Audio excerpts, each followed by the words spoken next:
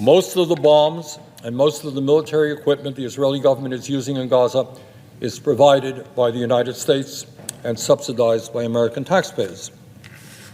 The U.S. military is not dropping 2,000-pound bombs on civilian apartment buildings.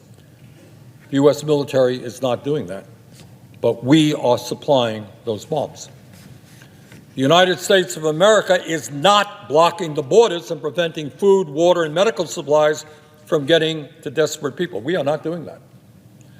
But we have supplied billions of dollars to the Netanyahu government, which is doing just that.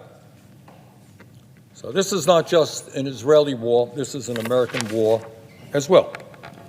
And yet, despite the massive financial and military support the United States has provided to Israel for many years, Netanyahu's extremist government has ignored urgent calls from the president and others to alter their military approach and to end this humanitarian disaster.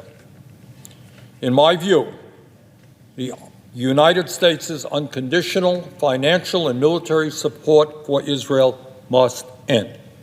And that is why I offered an amendment to this bill to do, in fact, what a majority of the American people want us to do, and that is no longer to provide military aid to the destructive Netanyahu government.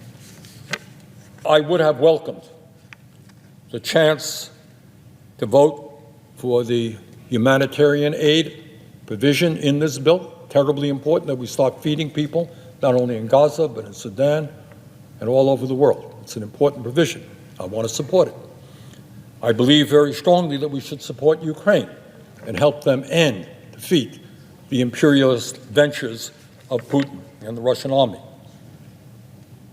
But I'm not going to be able to do that, because I'm going to stand with the American people today who oppose more money for Netanyahu.